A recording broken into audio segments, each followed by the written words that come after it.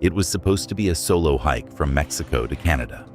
Just a through hiker, her gear, and 2,650 miles of trail. But sometimes the wilderness isn't the only thing watching you from the ridge. So, what happened?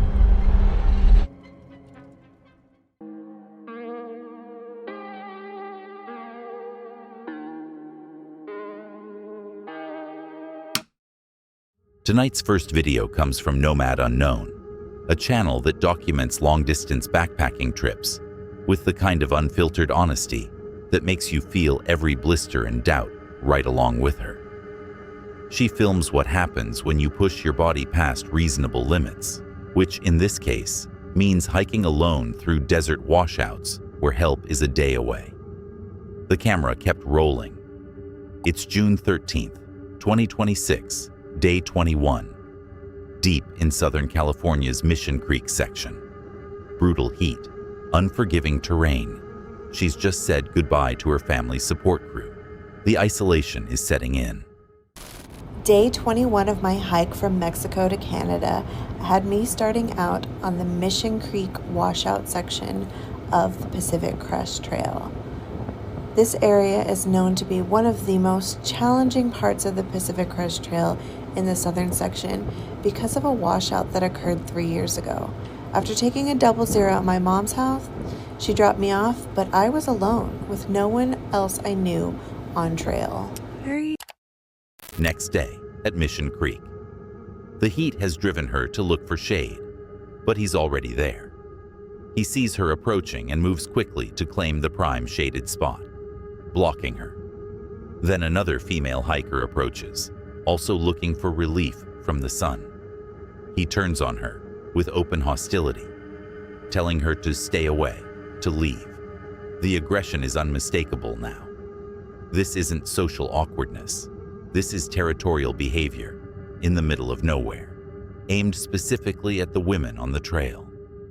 Just like I felt something was off with this person. I felt like I did not want to be around him. I had to pass him on the trail at one point, and it was just a matter of like keeping my head down and trying to put as much distance between us as quickly as possible. And I was hoping that he wouldn't come so far, or maybe he was just like headed to camp somewhere, because I don't know that he's a PCT thru hiker. Unfortunately, I did see him today when I stopped for my long break at the Mission Creek. I was the first one sort of in our group of friendly people to arrive there, and immediately I went down to the creek just to soak my bandana to cool my body off because it was like 90 something degrees. And I brought my pack down there with me, and then I realized like, oh, I'm gonna want to sit in the shade, so I put my pack back on after having taken it off briefly and went to go find the shade. And this guy who was down by the creek when I got there immediately grabbed his stuff and like booked it to the shady spot. And I'm like, oh my gosh, I don't want to sit near him. So I put up my rainfly to make my own shade. She makes the call. Push forward, hard. Get to Whitewater Preserve where other hikers are camped. Don't stop. Don't look back. She makes it. Finds safety in numbers. Spends the night with friendly faces around a fire. Next morning, she tackles the 6,500-foot climb out of the desert wash, hits the 250-mile milestone, and keeps moving toward Big Bear. She doesn't see him again.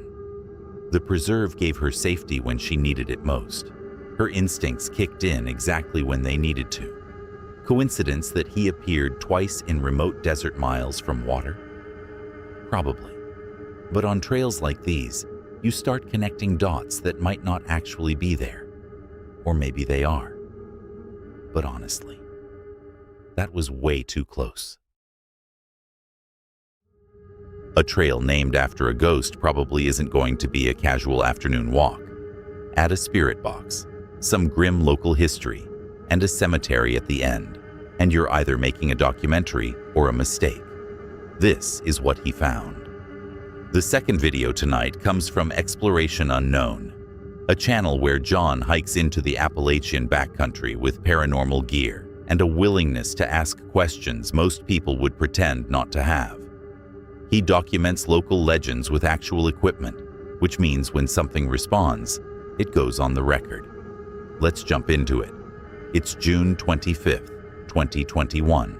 John solo on the Ghost House Trail in Big Ridge State Park, East Tennessee.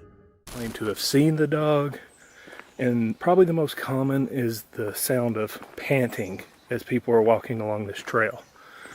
I've not been on this side of the trail yet, but when I was at the cemetery, I did capture dogs barking. Now, it could have been that someone's dogs were loose and running around the forest here. However, this is a rather large piece of land here where there shouldn't be any dogs. There's no homesteads here. There's nobody that lives here. So I don't really have an answer as to why I had dogs coming and barking, but I did. And I will link that live stream because I was live streaming when it happened. I'll link it down below so you can go and watch it for yourself. The hike starts with John walking through thick forest, narrating the Hutchison family history as he goes. He's looking for old foundations, stone ruins, anything left from the original homestead. The deeper he gets, the quieter it becomes. Just his footsteps and the occasional bird call. The isolation is setting in. Ooh. Ooh. Ooh. Did y'all hear that? That, my friends. Here, boy. That sounded like a dog panting. Holy crap.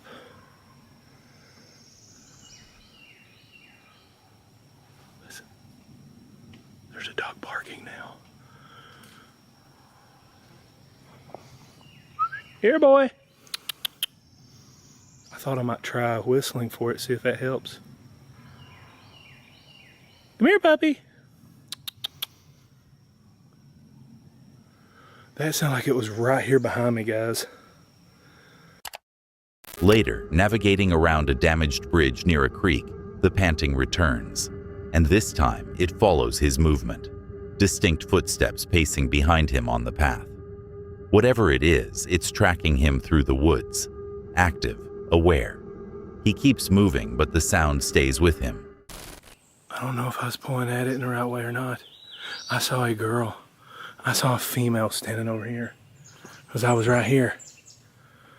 I saw a female just standing there. Let me move up, make sure nobody's freaked out and hiding. She didn't look right though. Holy cow.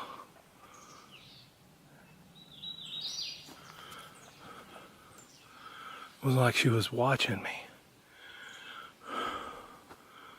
Holy crap. Mary, is that you?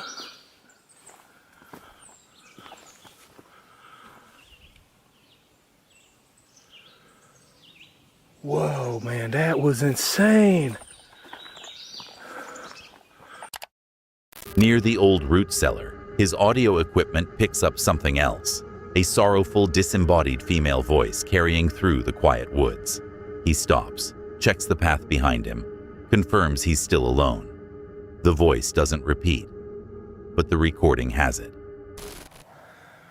Do you think what I'm doing is disgusting?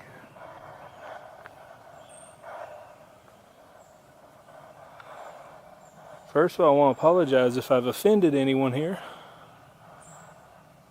That is not my intention. I just want to hear your story. I want to speak to you. That is all.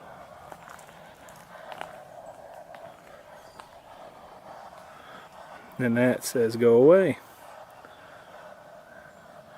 If you want me to go away, speak to me through this box and tell me to go away.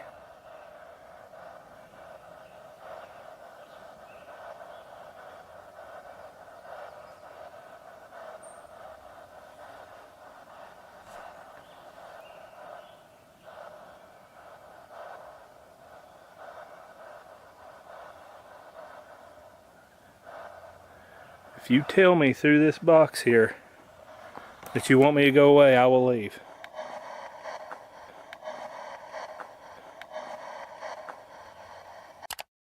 The investigation moves to Norton Cemetery nearby. John sets up his EchoBox Spirit Box system and starts asking questions. The responses come sharp and hostile. Single words. Disgusting. Go away. Wound. The energy has shifted from sorrowful to aggressive. John packs up near the root cellar, leaving some devices running to catch any lingering EVPs. He reflects on the weight of the place, the figure in the trees, the voice, the hostility at the cemetery. Unsettled, but also validated. The trail delivered exactly what the legends promised. He plans to review the footage for visual proof and come back. The equipment recorded when he needed it most. His instincts kept him moving when they needed to. Coincidence that a trail named Ghost House produced phantom dogs and hostile spirits? Probably.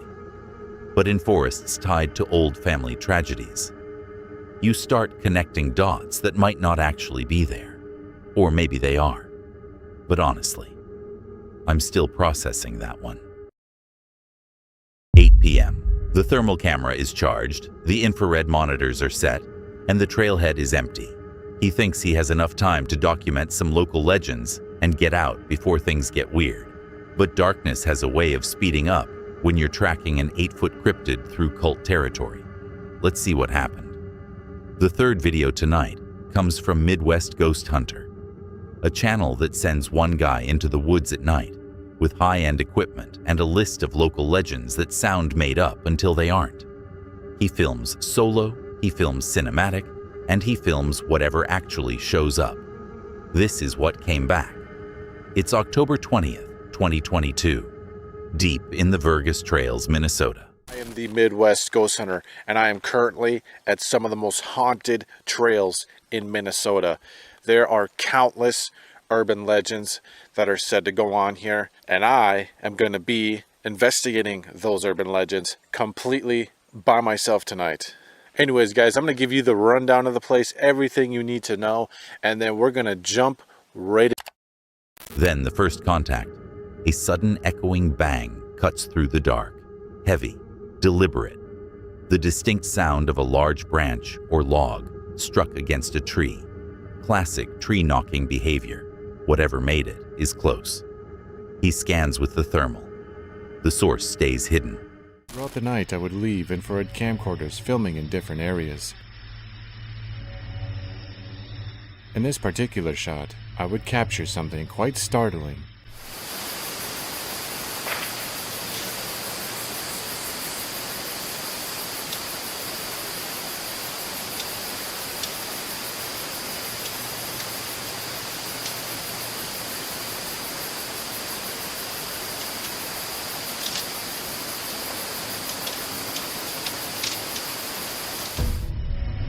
The most noticeable phenomena is what sounds like something large trudging through the woods. However, what truly makes this footage all the more shocking is what can be visually seen. Watch very closely.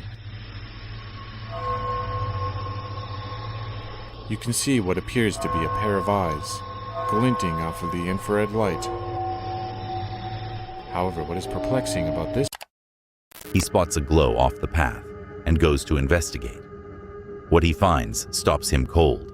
An active ritual site. Black candles burning in a circle. Animal remains arranged in the center. Fresh. Recent. This isn't folklore anymore. This is evidence that people, or something, were here minutes ago. Something inhuman.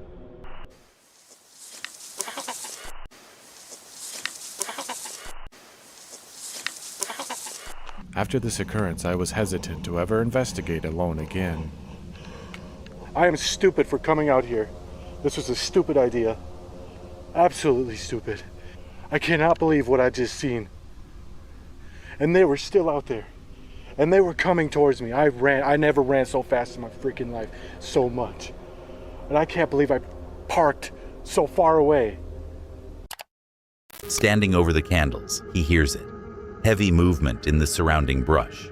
Footfalls, serious weight behind them. Coming toward him. fast. He doesn't wait to identify it. He runs, sprinting through the dark back toward the trailhead, back toward the vehicle, not stopping until the engine is running. Safe in the car, he calls the whole thing what it was: an absolutely stupid idea. He urges viewers never to come here alone at night.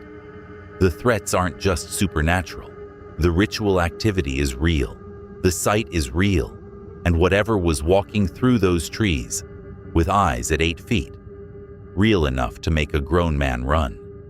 The thermal captured when he needed it most. His legs worked when they needed to.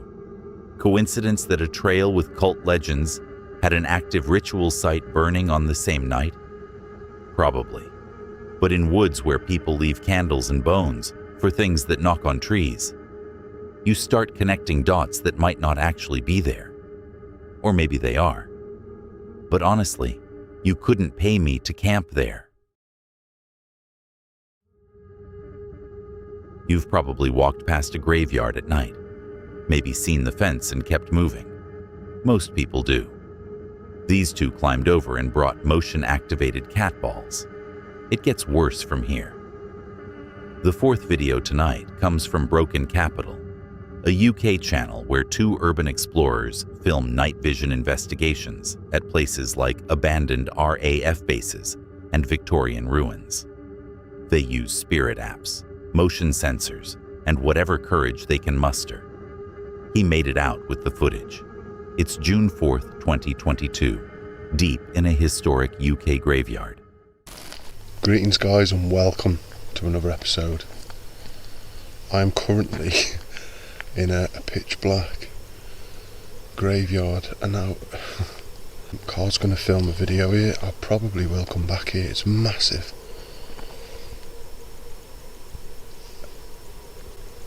This is freaky, man. Let's do an explore, completely night vision. This place, man. I mean, look at this.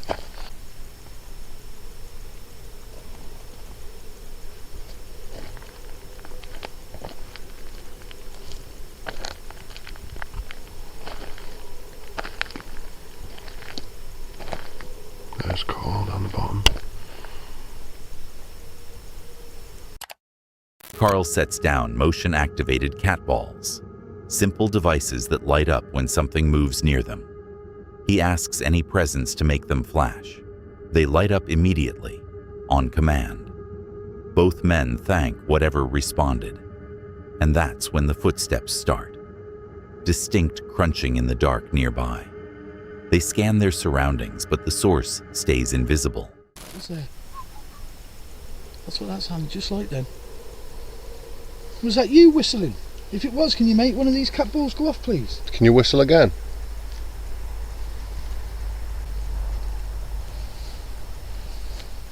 I mean, these graves are old, man.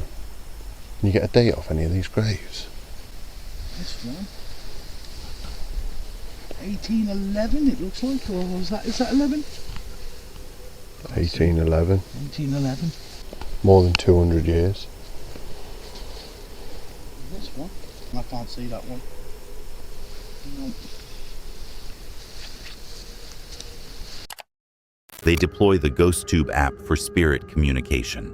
It starts generating words fast, ominous, repetitive. Monster, monster.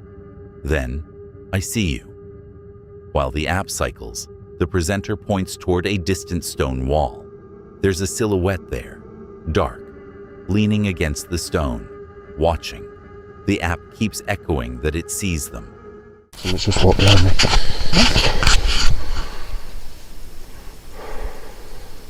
Where? I just heard it.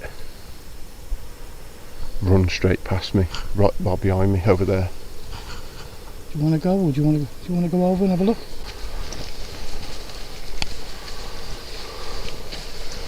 It's right here, under this tree. Okay. I heard it run past. I'm starting to heavy breathe now, I am. Oh.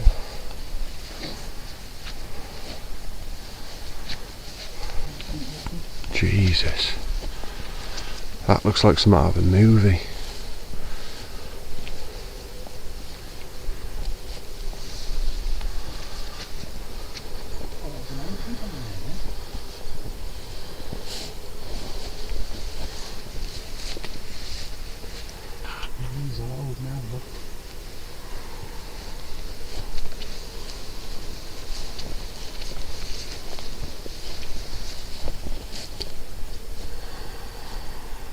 Them mad ones in there with the cages.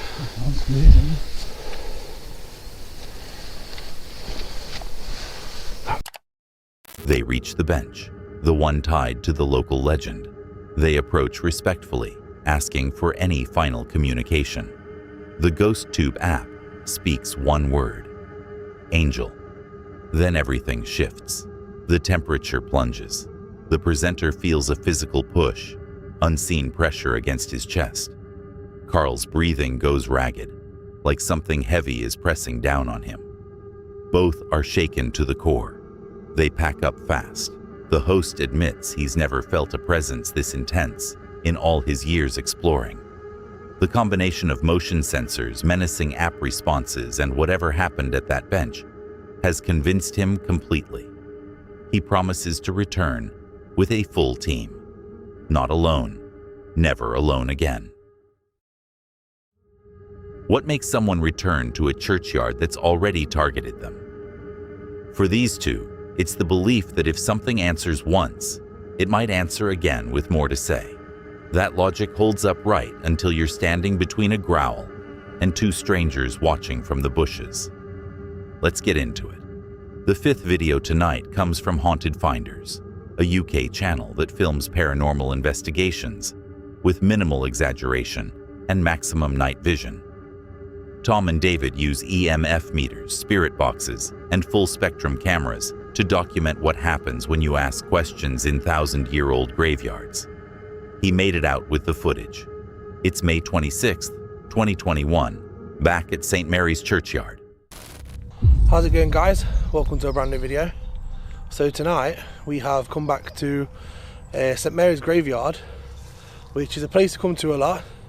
We haven't actually been here for probably a couple of months now because we've been going around to different locations out of our local area and stuff. We've done a lot of investigations around this graveyard, as a lot of you will know if you've been on the channel for a long time. We do get quite a lot of communication and paranormal activity happening in the graveyard.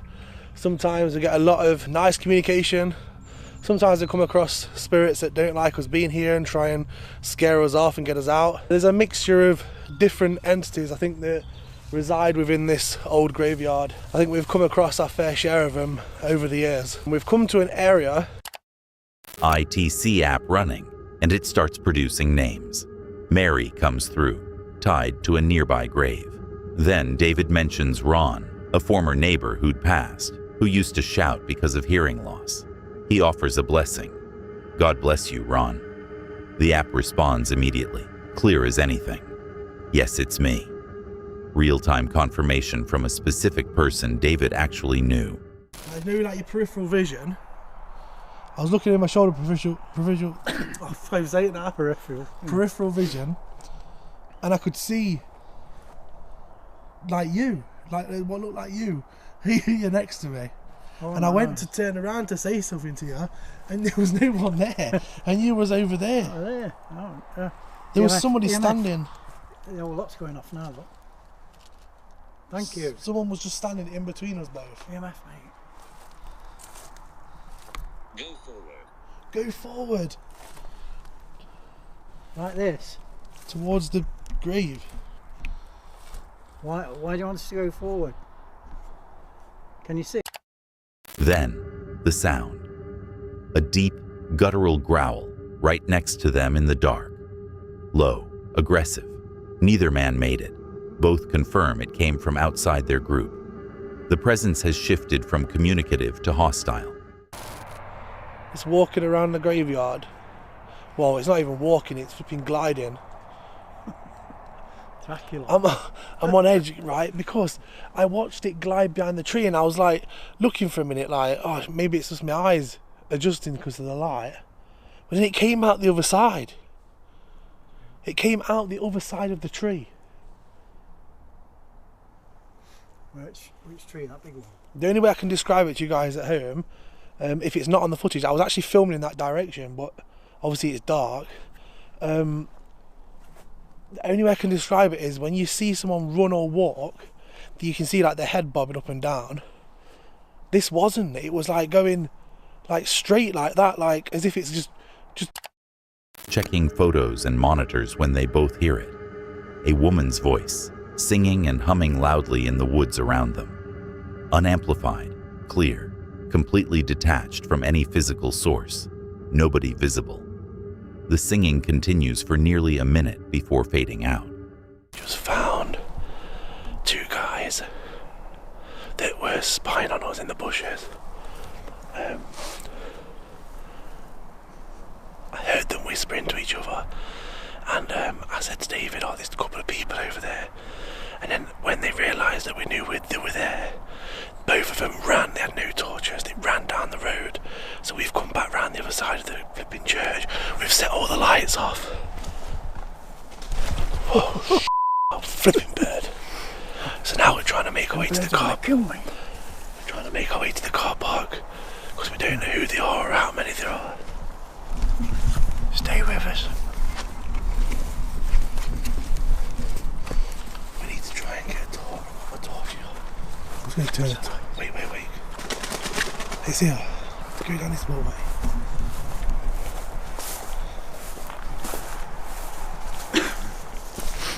Keep an eye out us.